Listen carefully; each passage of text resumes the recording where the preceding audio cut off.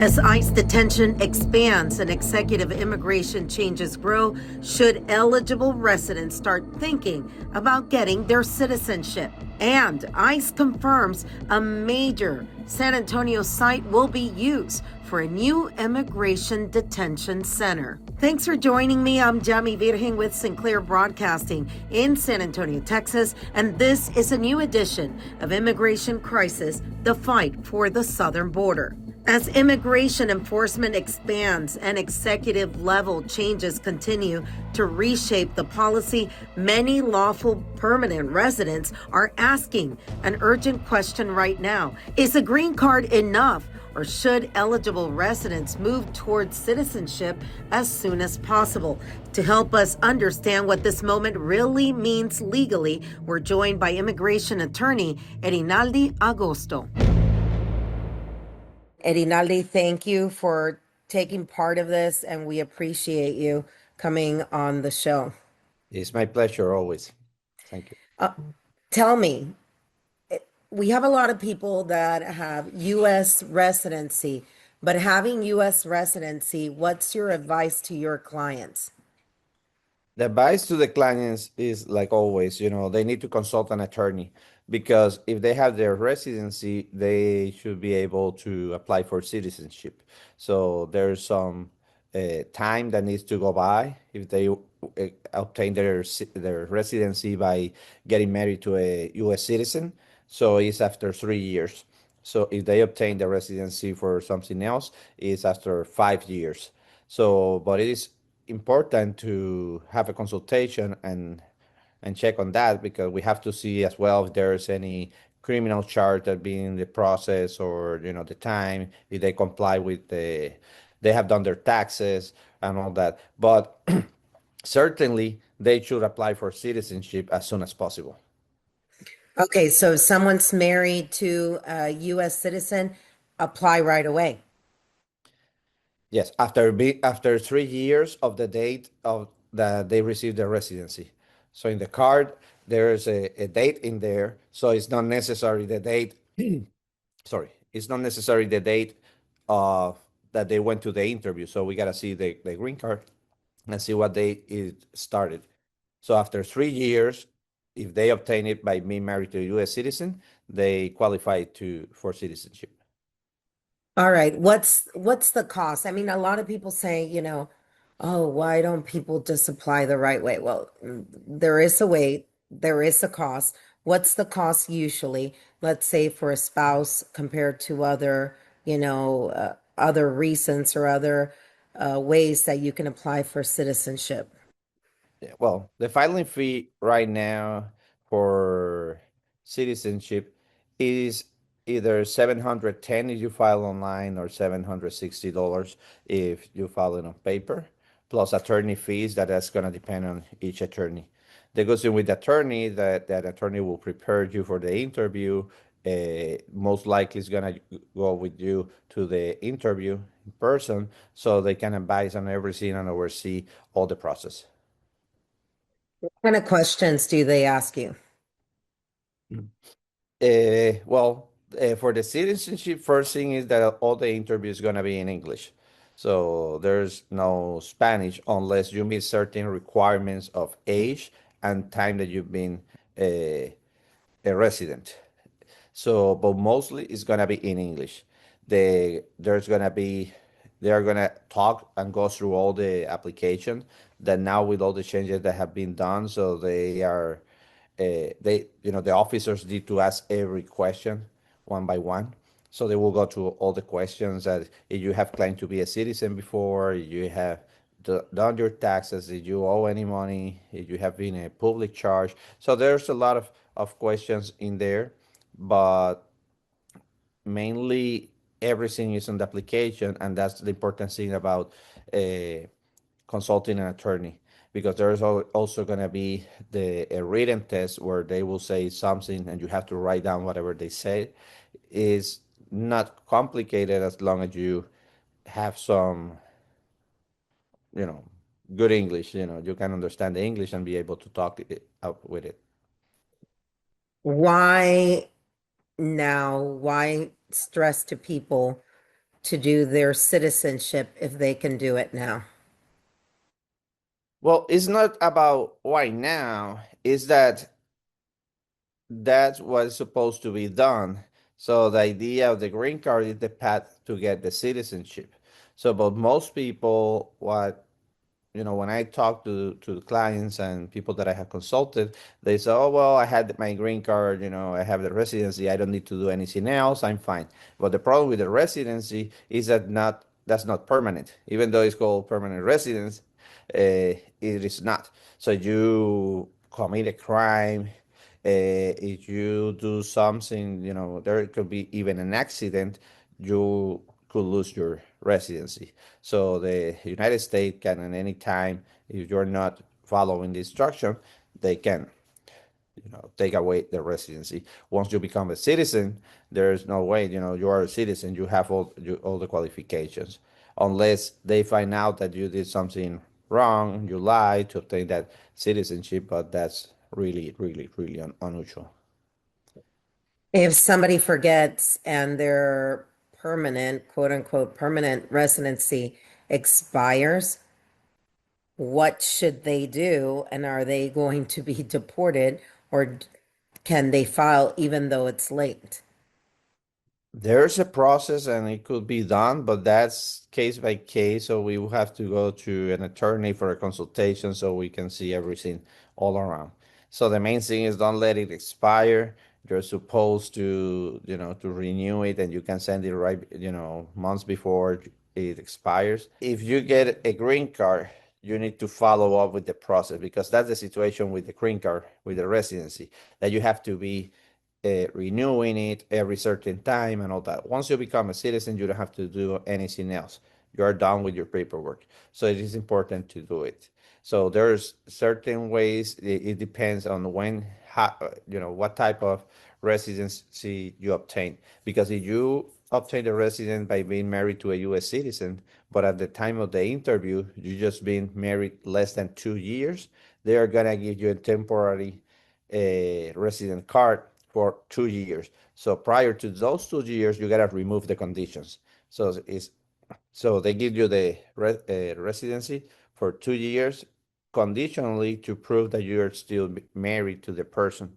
Even though that doesn't mean you cannot get divorced or if something happened because you don't have to stay with a person. But if you get divorced during those 2 years, you have to also prove, that you had a good faith marriage at the beginning.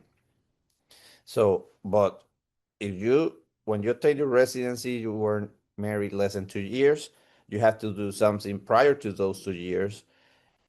And that's a year before the 3 years to be able to become a citizen.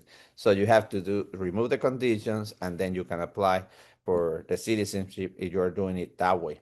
If you obtain it, the residency because of your child or a brother petition or something like that, any other family petition, then you have to wait 5 years to become a citizen.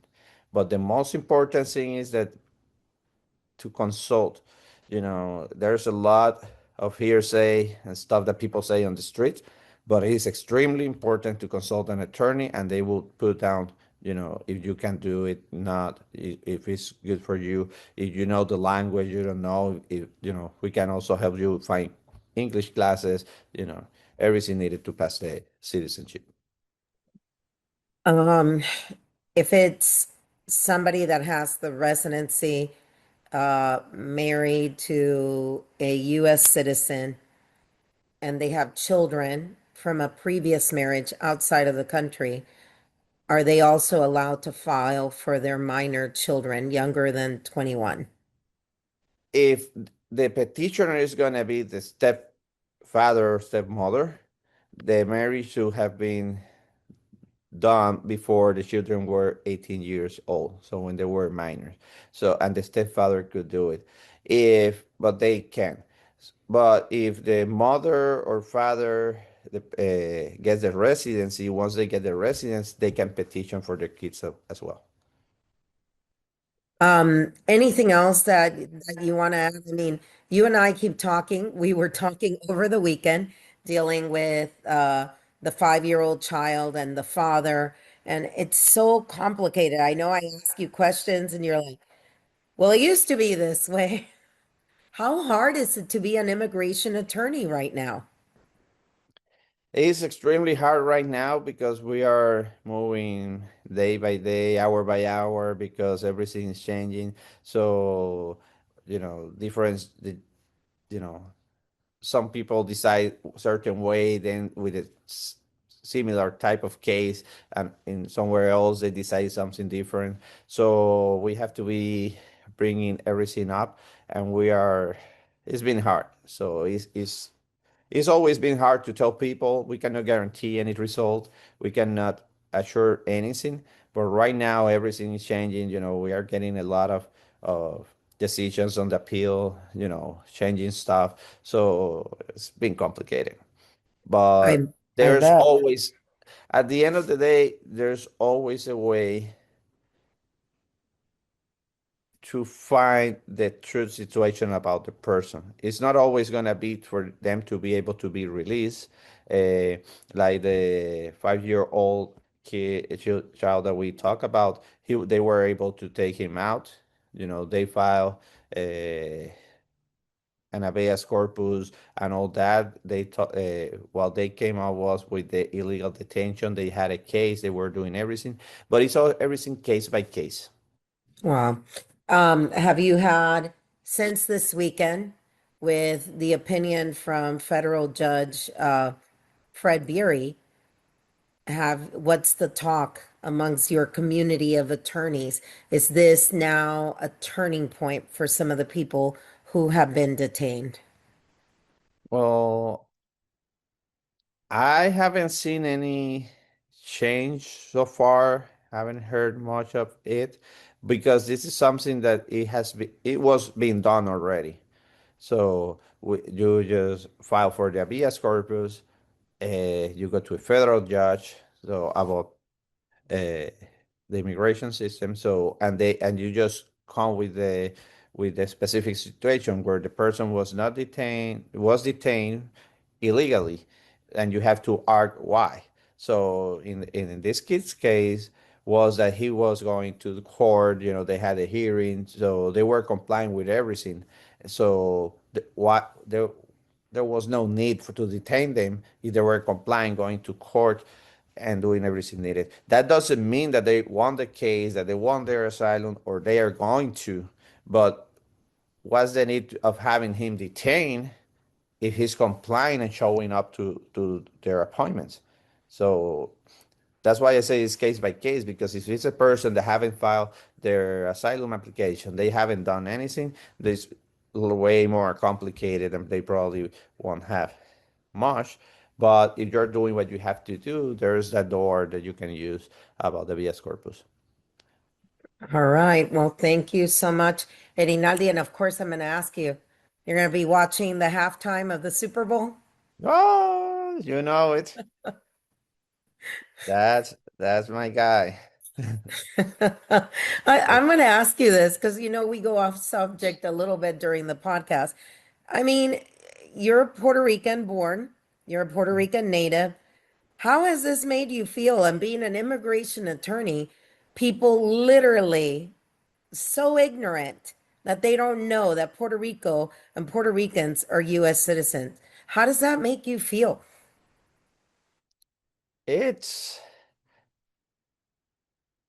well, for real, it tells me a lot about I don't want to offend anyone, but about the ignorance of people. So even especially people here in the United States, the Americans, because